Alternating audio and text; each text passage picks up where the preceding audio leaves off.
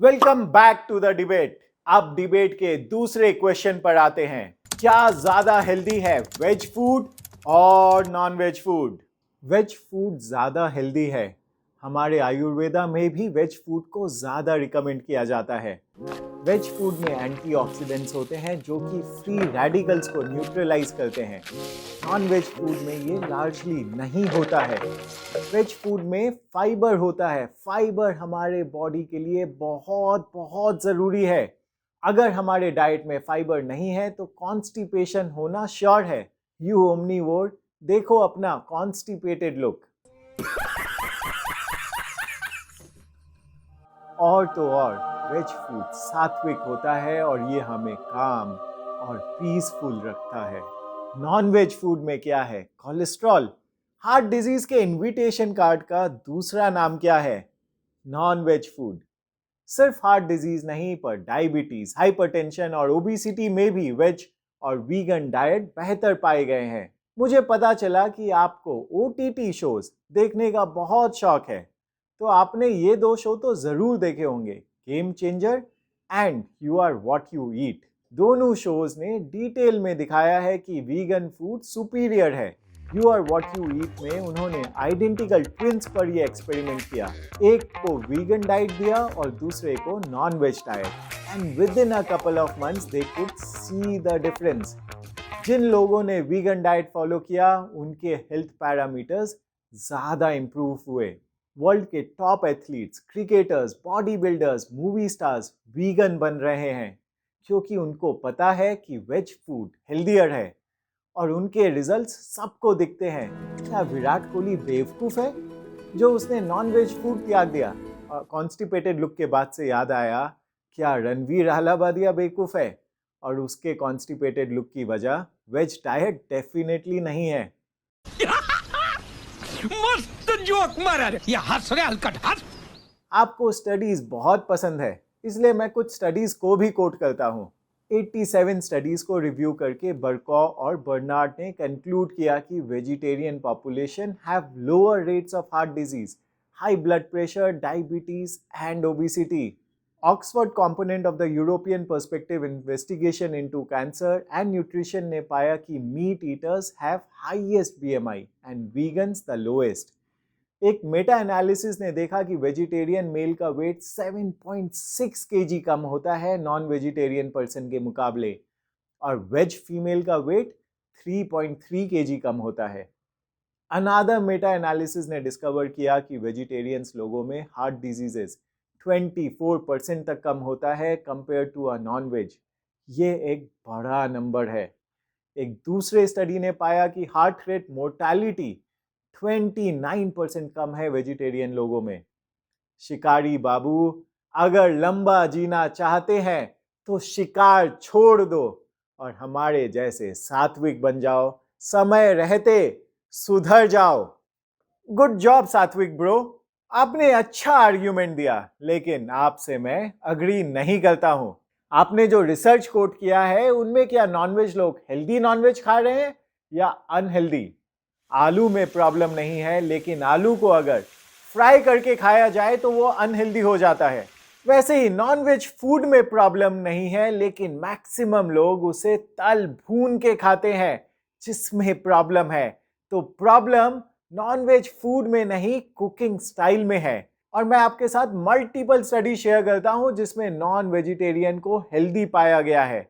लेकिन उससे पहले मैं ये भी बोलना चाहूंगा कि मैं कार्निवोर डाइट के पक्ष में नहीं हूं। मैं ये नहीं कह रहा हूं कि हमें सिर्फ मीट खाना चाहिए। हम इंसान ओमनीवोर है और हमारे खाने में मीट भी होना चाहिए, अंडा भी, दाल चावल भी, फ्रूट्स एंड वेजिटेबल्स भी।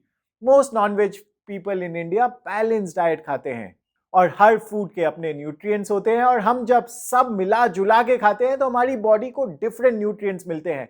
लेकिन ओनली प्लांट बेस्ड डाइट में सीवियर डेफिशिएंसी होने के चांसेस होते हैं।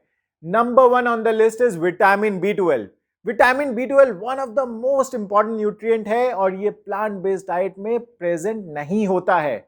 और विटामिन B12 डेफिशिएंसी से बहुत सारे प्रॉब्लम्स होते हैं। आप सप्लीमेंट्स ले सकते हो, लेकिन बात सिर्फ विटामिन B12 की नहीं है।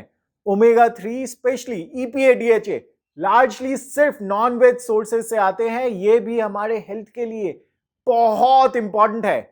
विटामिन डी सनलाइट के अलावा नॉन वेज सोर्सेज में पाया जाता है। आयरन के लिए भी नॉन वेज सोर्सेज बेटर है। प्रोटीन एक बहुत ही इंपॉर्टेंट मैक्रोन्यूट्रिएंट है और इसके लिए भी non veg sources much better है। सात्विक ब्रो, आप मिल्क लेते हो तो आप पूरे वीगन तो नहीं हो, आप खुद ही एनिमल प्रोडक्ट खा रहे हो, क्योंकि आपको पता है कि बिना एनिमल प्रोडक्ट के हेल्दी खाना नेक्स्ट टू इम्पॉसिबल है। और आपके मैक्सिमम वेजिटेरियन भाई बहन अंडा भी खा रहे हैं, which is another animal product. अगर आप एनिमल प्रोडक्ट के अगेंस्ट हो तो कम से कम पूरे वीगन तो बनो।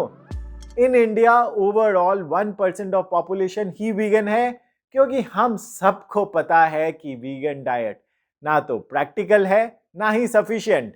और आप भी अग्री करोगे मुझसे। तो आपके वर्ड्स और एक्शंस में कॉन्फ्लिक्ट है। आप एनिमल टॉर्चर के अगेंस्ट हो बट हर दिन एनिमल प्रोडक्ट खुद कंज्यूम कर रहे हो। रिसर्च आफ्टर रिसर्च ने वीगन डाइट के डिसएडवांटेजेस दिखाए हैं। सबसे पहला प्रॉब्लम है ब्लोटिंग। हमारी बॉडी इतना सारा कार्ब डाइजेस्ट नहीं कर पाती है and it leads to bloating. Protein हमारे डाइट के मल्टीपल फंक्शंस और ग्रोथ के लिए रिस्पॉन्सिबल है। प्रोटीन डेफिशिएंसी काफी कॉमन है वीगन डाइटर्स के साथ। यूनिवर्सिटी कॉलेज लंदन ने एक स्टडी में पाया कि ऑन एन एवरेज एक वीगन पर्सन का हाइट 3 सेंटीमीटर कम होता है एक नॉन वेजिटेरियन पर्सन के मुकाबले। इतना ही नहीं, उनका बोन मिनरल डेंसिटी भी 4 to 6% कम होता है। वीगन डाइट में न्यूट्रिएंट डेफिशिएंसी के चांसेस काफी हाई होते हैं। ये आपको 1-2 महीने में नहीं दिखेंगे, but over a period of time आप इसके सिम्टम्स देख पाएंगे।